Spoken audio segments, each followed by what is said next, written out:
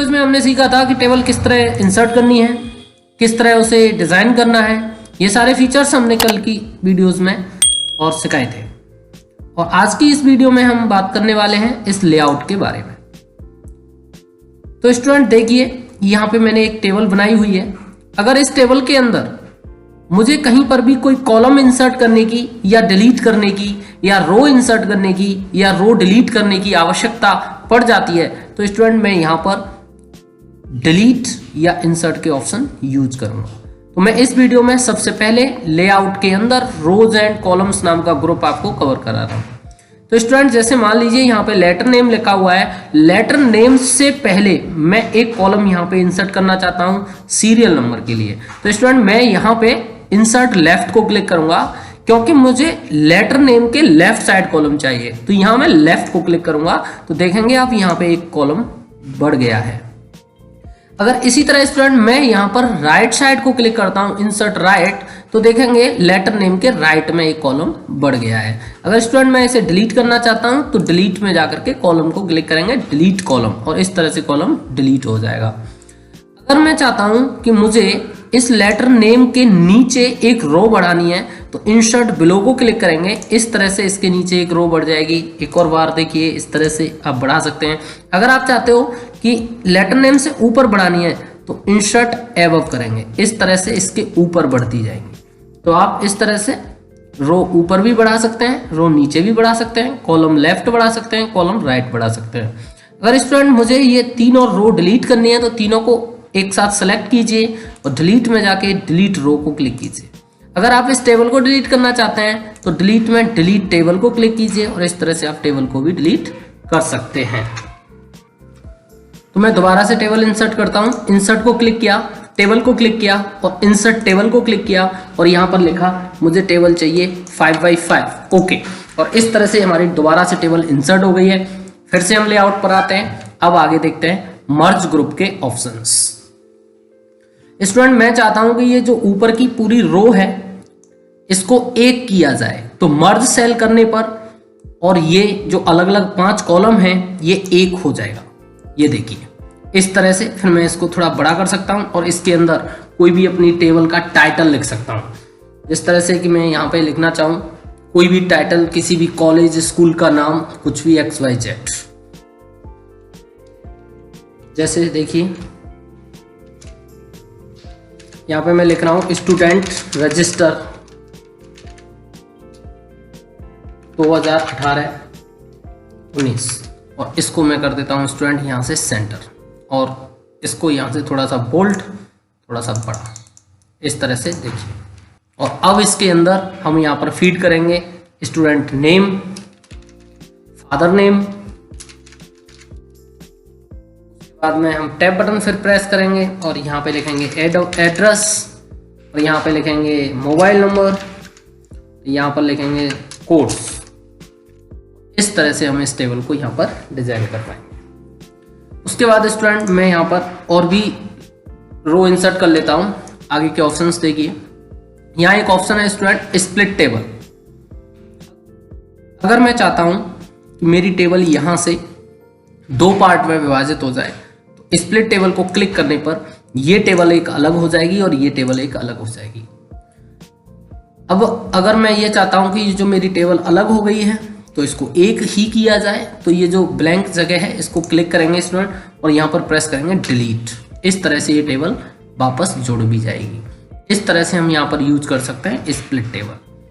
जो split table function है ये हमारी टेबल को 2 पार्ट्स में कन्वर्ट कर देता है, 2 टेबल कर देता है। मान लो कोई रिकॉर्ड बड़ा है, उसमें 50 रिकॉर्ड्स हैं, हम चाहते हैं 25 एक टेबल में, 25 एक टेबल में हो जाए तो आप स्प्लिट कर सकते हैं। इसी तरह से मान लीजिए कि आपने और यहाँ पर हमारे इन 2 कॉलमों को और मर्ज कर दिया। अगर अब आप चाहते हो कि ये हमारा जो एक सेल है इसको स्प्लिट करना है तो यहाँ पर क्लिक करेंगे स्प्लिट सेल और यहाँ पे लिखेंगे इसमें नंबर ऑफ कॉलम और नंबर ऑफ रो। कितनी रो करना चाहते हो तो मैंने 2/6 किया यहाँ पे और ओके किया तो ये दोबारा से स्प्लिट हो जाएगी। तो इस तरह से हम स्प्लिट सेल का प्रयोग कर सकते हैं। स्टूडेंट अब हम आगे चाहते हैं कि जैसे मैंने ये एक कॉलम जो है मर्ज किया है पूरा और इसके अंदर मैंने ये स्टूडेंट रजिस्टर 2018-19 यहाँ पे लिखा है। मैं चाहता हूँ कि ये इस पूरे बॉक्स के अंदर नीचे लिखा जाए, तो मैं अलाइनमेंट ये यूज करूँगा, मिडिल में लिखा जाए तो ये यूज करूँगा, टॉप में लिखा जाए तो ये यूज करूँगा। लेफ्ट साइड लेकिन मिडिल में, बॉटम में, राइट साइड, राइट, मिडिल में, बॉटम में, टॉप में। तो ये 9 अलाइनमेंट दे रखे हैं। आप जिस पोजीशन पर अपने टेबल को रखना चाहते हैं, अपने डेटा को रखना चाहते हैं, अपनी हेडिंग को रखना चाहते हैं, वहाँ पे रख सकते हैं स्टूडेंट। इसी तरह से अगर हमें कहीं कोई सेल के अंदर डेटा रोटेट करने की आवश्यकता पड़ जाती है, जैसे कि मैं यहाँ पे इसको मर्ज कर लेता हूँ और इसके अंदर लिखता हूँ, जैसे मान लीजिए मैंने एक नाम लिखा और इसको रोटेट करना चाहता हूँ, तो यहाँ टेक्स्ट डायरेक्शन देखिए, इस तरह से यहाँ टेक्स्ट मूव हो गया है। इस तरह से आप लिख सकते हैं, इस तरह से लिख सकते हैं। ये हमारे टेक्स्ट की डायरेक्शन है कि सेल के अंदर टेक्स्ट को किस डायरेक्शन पर लिखना है। और ये स्टूडेंट यहाँ पे मार्जिन है। देखिए मैंने यहाँ पे लेफ्ट में लिख रखा है इसको। लेफ्ट में करने के बाद भी आप देख रहे होंगे यहाँ पे थोड़ी सी जगह बची हुई है। मैं चाहता हूँ कि ये जगह खत्म हो जाए, मैं बिल्कुल भी जगह छोड़ना नहीं चाहता हूँ। तो ये यहाँ सेल मार्जिन का ऑप्शन है जो सेल मार्जिन को कंट्रोल करता है। इसको क्लिक करेंगे और यहाँ पे 0.08 का मार्जिन है, इसको 0 कर देंगे। अगर हम इसको 0 करके ओके करते हैं तो हमारा जो नेम है वो बिल्कुल लाइन से टच होके आएगा। अगर आप चाहते हो कि थोड़ा दूर होना चाहिए क्योंकि अच्छा नहीं लगता है, तो मार्जिन को क्लिक करेंगे और यहाँ पे जो भी मार्जिन आप करना चाहते हैं, पहले जैसा मैंने कर दिया है, तो ये सेल मार्जिन को कंट्रोल करता है। इस तरह से हम यूज करते हैं अलाइनमेंट का। अब स्टूडेंट यहाँ पे देखिए डिस्ट्रीब्यूट कॉलम और रो। जैसे कि स्टूडेंट मैंने यहाँ पे एक टेबल इंसर्ट की दोबारा से, और ये मेरी एक टेबल है। अब मैं चाहता हूँ स्टूडेंट कि मेरे जो रो और कॉलम हैं उनको मैं थोड़ा एडजस्ट करता हूँ पहले, कि ये मैंने इतना बड़ा किया है इस साइड, इसको थोड़ा इस साइड बड़ा किया है, इसको मैंने थोड़ा इस साइड बड़ा किया है। तो अब देखिए ये कॉलम बड़ा है, ये कॉलम बड़ा है, ये पूरी रो बड़ी है। अब मैं इनको बराबर बराबर डिस्ट्रीब्यूट करना चाहता हूँ, तो मैं पहले डिस्ट्रीब्यूट रो को क्लिक करूंगा, तो मेरी जितनी भी रो हैं इस टेबल के अंदर ये सभी बराबर बराबर डिस्ट्रीब्यूट हो जाएंगी। और कॉलम को क्लिक करूंगा तो मेरे सारे कॉलम डिस्ट्रीब्यूट हो जाएंगे। इस तरह से आप देख रहे होंगे सारे कॉलम बराबर के हो गए। इस तरह से हम दोनों ऑप्शनों का प्रयोग करते हैं। अगर किसी एक सेल के अंदर चौड़ाई बढ़ानी है तो आप यहाँ से इसकी हाइट बढ़ा सकते हैं, यहाँ से कम कर सकते हैं। इसी तरह से इसकी विड्थ भी बढ़ा सकते हैं और यहाँ से विड्थ भी कम कर सकते हैं। इस तरह से स्टूडेंट हम यूज कर पाते हैं सेल साइज का। अब यहाँ पे स्टूडेंट रह गया एक ऑप्शन ऑटो फिट वगैरह। ये कैसे काम में आता है ये देखिए। जैसे कि स्टूडेंट मैंने यहाँ पे एक टेबल इंसर्ट की, टेबल इंसर्ट करने के बाद मैं स्टूडेंट यहाँ पे चाहता हूँ कि ये जो मेरा डाटा है ये केवल उतनी जगह में शिफ्ट हो जाए जितने में मेरा कंटेंट आ सकता है। जैसे कि स्टूडेंट मैं यहाँ पे करके दिखाता हूँ ऑटो फिट कंटेंट। अगर मैं ऑटो फिट कंटेंट करता हूँ तो देखिए मेरी टेबल केवल इतनी जगह में ही आ सकती है, क्योंकि ऊपर जो मेरी हेडर हैं वो केवल इतनी जगह में एडजस्ट हो सकते हैं। अगर आप चाहते हो कि ये मेरी टेबल कंप्लीट मेरे पूरे पेज पर आनी चाहिए तो मैं यहाँ से यूज करूँगा ऑटो फिट विंडो। तो देखेंगे कि ये यहाँ से जो यहाँ तक का हमारा सेल मार्जिन दे रखा है केवल 1 इंच इधर छोड़ के 1 इंच इधर छोड़ के, तो हमारी विंडो पे ये जो टेबल है फिट हो जाएगी। इस तरह से स्टूडेंट यहाँ पे हम यूज कर पाते हैं। और ऑटो फिट के अंदर ऑटो फिट विंडो का अगर ऑटो फिट कंटेंट कर देते हैं तो ये कंटेंट के हिसाब से हो जाती है, और अगर ऑटो फिट विंडो कर देते हैं तो विंडो के हिसाब से हो जाती है।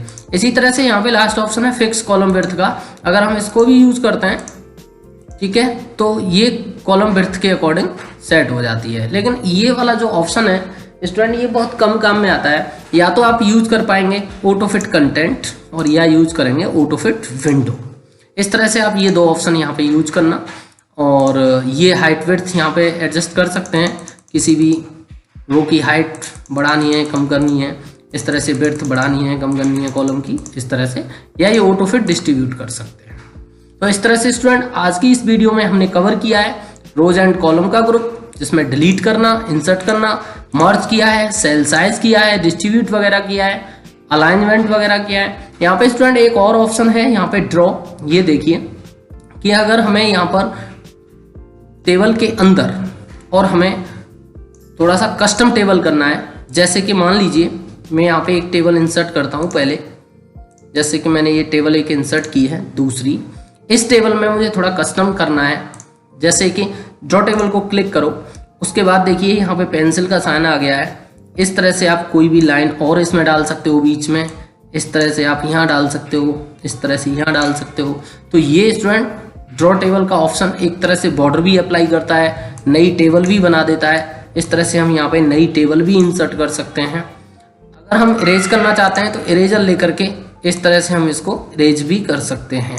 अगर बीच में से कोई भी टेबल का बॉर्डर इरेज करना है तो आप इरेजर लेकर के इस तरह से इसको इरेज कर सकते हैं, इस तरह से इरेज कर सकते हैं। और अगर कंप्लीट टेबल इरेज करना है तो कंप्लीट टेबल भी इरेज कर सकते हैं। और इस तरह से हम यूज कर पाएंगे इन ऑप्शंस का।